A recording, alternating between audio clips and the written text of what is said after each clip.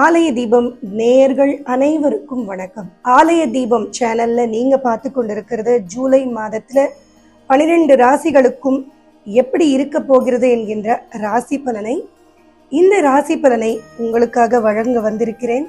நான் மீனாட்சி சுப்பிரமணியன், ஜோதிடர் மற்றும் பக்தி சொற்பொழிவாளர்.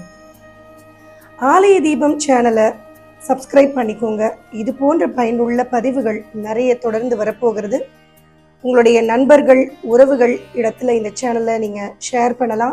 அதே மாதிரி பெல் பட்டன் கிளிக் பண்ணீங்க அப்படின்னா எங்களுடைய வீடியோ விரைவில் உங்களை வந்து சேரும். 12 ராசிக்கும் எப்படி ஜூலை மாதம் அமைய போகிறது அப்படின்னு பார்க்கறதுக்கு முன்னாடி கோச்சாரத்தில் கிரகங்களின் நிலவரங்கள் என்னென்ன அப்படிங்கிறத பார்க்கணும். ஒரு ராசியில் வருடக்கணக்கில் சஞ்சாரம் செய்யக்கூடிய ராகு, கேது, குரு மற்றும் சனி இவர்களுடைய பெயர்ச்சி எதுவும் இந்த ஜூலை மாதத்தில் இல்லை. இந்த ஜூலை மாதம் முழுவதும் கும்பத்தில் வக்ரகதியில் சனியும், மீனத்தில் ராகுவும், கன்னியில் கேதுவும், ரிஷபத்தில் குருவும் சஞ்சாரம் செய்ய போகிறாங்க.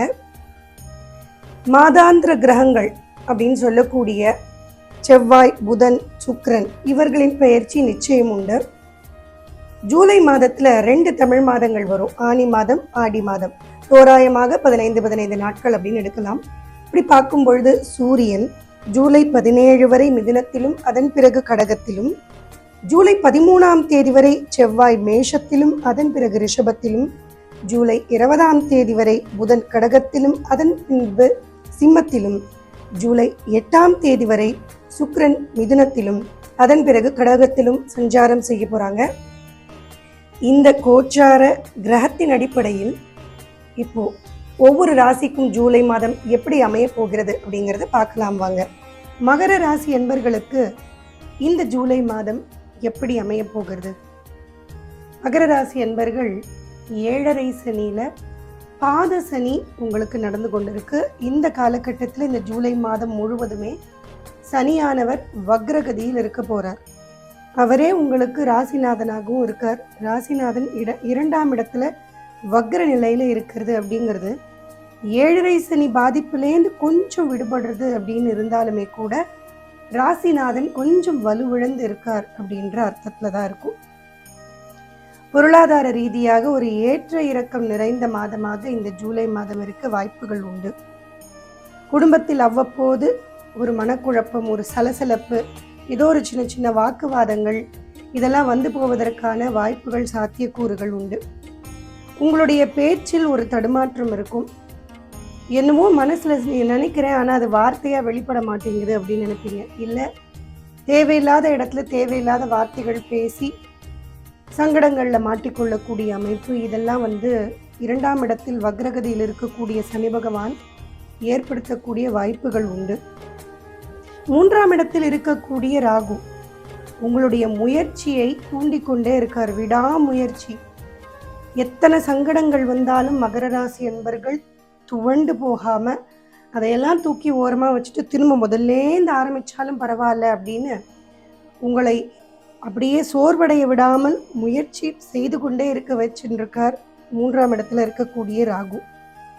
3ஆம் அதிபதி 5ஆம் இடத்துல இருக்கிறதுனால வேலையில் ஒரு உயர்வு, முயற்சிக்கு ஏற்ற பலனையும் பெறக்கூடிய அமைப்பாக இந்த அமைப்பு இருக்குது. இதனால மகர ராசி என்பர்களுக்கு கொஞ்சம் வேலை ரீதியாக ஏற்றம், செய்கின்ற காரியங்களின் மூலமாக ஆதாயம் இதெல்லாம் கிடைக்கக்கூடிய அற்புதமான அமைப்பு இருக்கு. என்னதான் சனி வக்ரத்தில் இருந்தாலுமே கூட 3ஆம் அதிபதியாக குரு இருந்தாலும் அவரே விரயஸ்தானத்திற்கும் அதிபதியாக இருந்து 5ஆம் இடத்துல இருக்கிறதுனால சுப செலவுகள் அதிகரிக்கும். ஆன்மீக பிரயாணங்கள் சிலர் போகிறதுக்கு வாய்ப்பு உண்டு. இல்லை, பூஜை புனஸ்காரங்கள் இதன் மூலமாக சிலருக்கு செலவுகள் அதிகரிக்கிறது. குழந்தைகளுக்காக செலவு செய்வது, ஃபீஸ் கட்டுறது, அவங்களுக்கு வேண்டிய விஷயங்கள் வாங்கிறது, இந்த மாதிரி குழந்தைகளுக்காக சில செலவுகள் செய்கிறது, இதையெல்லாம் அதிகரித்து கொடுப்பார் 5ஆம் இடத்தில் இருக்கக்கூடிய குரு பகவான். 4ஆம் அதிபதினு சொல்லக்கூடிய செவ்வாய் மாதத்தின் முற்பகுதியில் 4ஆம் இடத்திலேயே ஆட்சி பலத்தோடு இருந்து அதன் பிறகு 5ஆம் இடத்திற்கு அவர் மாறி செல்வார். இது இரண்டுமே உங்களுக்கு ஆரோக்கியத்தின் ஒரு முன்னேற்றத்தை காட்டக்கூடிய அமைப்பு. காரணமே இல்லாம ஏதோ ஒரு விஷயத்துக்காக உடல் சோர்வு ஏற்படுறது, இல்லை எப்போவோ இருந்த நோய் மீண்டும் உங்களுக்கு பாதிப்பை கொடுக்கறது, இல்லைனா நீங்கள் கரெக்டான மெடிக்கேஷனில் இருக்கேன், இருந்தாலுமே ஏதோ ஒரு பிரச்சனை வந்துட்டே இருக்குது அப்படின்னு இருந்த நிலைமையெல்லாம் இப்போ மாறும். இந்த 4ஆம் இடத்தில் ஆட்சி பலத்தோடு இருக்கக்கூடிய செவ்வாய் கொடுப்பார். உடல் ஆரோக்கியம், தேக பலத்தை கொடுக்கக்கூடிய செவ்வாய் உங்களை அதிகம் சுறுசுறுப்பாக்க போகிறார் இந்த மாதத்தில். 4ஆம் இடத்துல செவ்வாய் இருக்கும் நேரத்தில் அங்கே சுக்கிரனும் 7ஆம் இடத்துல வரும்பொழுது நிறைய பேருக்கு வீட்டில் வசதிகள் அதிகரிக்கும், தேவைகளை பூர்த்தி செய்து கொள்ளுவீங்க, வேண்டிய விஷயங்களை வாங்கி மகிழக்கூடிய அமைப்பு இந்த ஜூலை மாதத்தின் முற்பகுதியில் இருக்குது. செலவு இருந்தாலுமே கூட உங்களுக்கு தேவைப்படக்கூடிய செலவுகளாக அது இருக்கும்.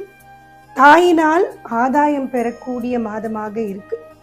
ரொம்ப நாளாக அம்மா பார்க்கல, ரொம்ப நாளாக அம்மா கிட்ட பேசலை அப்படின்னு இருக்கக்கூடியவர்கள் கூட இந்த மாதத்தில் அதிக நேரம் செலவழிப்பீங்க அம்மா கிட்ட பேச.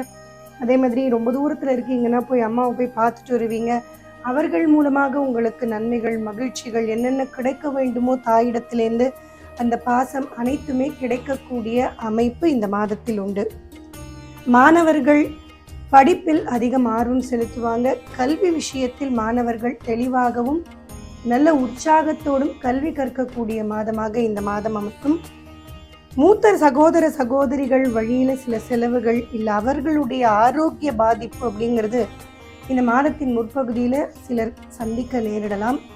அவர்களிடத்துல கொஞ்சம் முரண்பாடாக நடந்து கொள்வது, இல்லை வாக்குவாதங்களை ஏற்படுத்தி கொள்வது அப்படிங்கிற ஒரு சூழல் சிலருடைய இல்லங்களில் அமைய வாய்ப்புகள் உண்டு. உங்களை விட வயதில் மூத்தவர்கள், உங்களை விட அனுபவத்தில் மூத்தவர்கள், பதவியில் மூத்தவர்கள், இவர்களையெல்லாம் நீங்கள் சற்று அனுசரித்து செல்ல வேண்டிய சூழல் இருக்குது. அவர்கள் சொல்வது நமக்கு ஏற்றுக்கொள்ளக்கூடிய வகையில் இல்லை அப்படின்னாலுமே கூட சூழல்கள் அதை அனுசரித்து செல்ல வேண்டிய அமைப்பில் தான் இந்த மாத தொடக்கம் முன்பகுதி இருக்க வாய்ப்புகள் உண்டு. 7ஆம் இடத்திற்கு வரக்கூடிய சுக்கிர பகவானினால் நிறைய பேருக்கு திருமணங்கள் கைகூடி வரும். தடைப்பட்ட சுப நிகழ்ச்சிகள் இல்லங்களில் நடைபெறும். மகிழ்ச்சிகரமான நிகழ்வுகள் அதிகம் இல்லங்களில் நடைபெறும். கணவன் மனைவி சந்தோஷமாக நேரம் செலவழிக்கக்கூடிய சூழல்களும் அவர்கள் இடையே அந்யோன்யம் இதெல்லாம் அதிகரிக்கிறது இந்த மாதத்தில் உண்டு. குழந்தை பாக்கியம் கிடைக்கும்.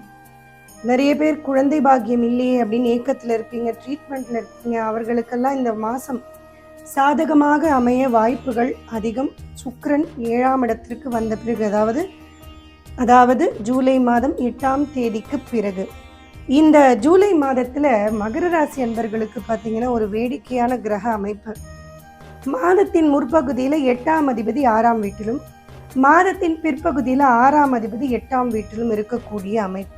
இந்த அமைப்பு திடீர் மாற்றங்களை ஏற்படுத்தி கொடுக்கும். நம்ம நினைக்காத விஷயங்கள் சில நம் வாழ்க்கையில் நடக்கக்கூடிய அமைப்பு. இது என்னுடைய பிளான்லேயே இல்லையே, இதை நான் பண்ணணும்னே நினைக்கலையே, இதை நான் எக்ஸ்பெக்டே பண்ணலையே அப்படின்னு சொல்கிற மாதிரி சில விஷயங்கள் திடீர் என்று நடக்கக்கூடிய அமைப்பு இந்த 6ம் 8ம் சம்பந்தப்பட்டு வரும்பொழுது நடக்கும். அதே நேரத்தில் பொறுப்புணர்ந்து நடக்க வேண்டியதும் மிக மிக அவசியம். நம்முடைய கடமை என்னவோ அதை நாமே முன்னின்று நடத்துவது அப்படிங்கிறதும் பார்க்கணும். சின்ன தவறு செய்தாலும் அது பெரிதுபடுத்தி காட்டக்கூடிய அமைப்பு இந்த 6ம் 8ம் சம்பந்தப்பட்டு வரும்பொழுது வரும். கடன் பிரச்சனையினால் சில தொந்தரவுகள் இதெல்லாம் உங்களுக்கு அதிகரிக்க வாய்ப்பு உண்டு. அதனால் இதெல்லாம் முன்கூட்டியே நீங்கள் கொஞ்சம் எச்சரிக்கையோடு இந்த மாதத்தில் நீங்கள் செயல்படலாம். மொத்தத்தில் மகர ராசி அன்பர்களுக்கு இந்த ஜூலை மாதத்தில் திடீர் மாற்றங்களும் ஆரோக்கியத்தில் நல்ல முன்னேற்றத்தையும் கொடுக்கக்கூடிய மாதமாக அமைய போகுது. இந்த ஜூலை மாதத்தில் மகர ராசி அன்பர்களுக்கு சந்திராஷ்டம நாட்கள் என்னன்னைக்கு அப்படின்னா, ஜூலை மாதம் 9ஆம் தேதி காலை 7:52 முதல் ஜூலை மாதம் 11ஆம் தேதி இரவு 7:49 வரையிலும் இருக்கு.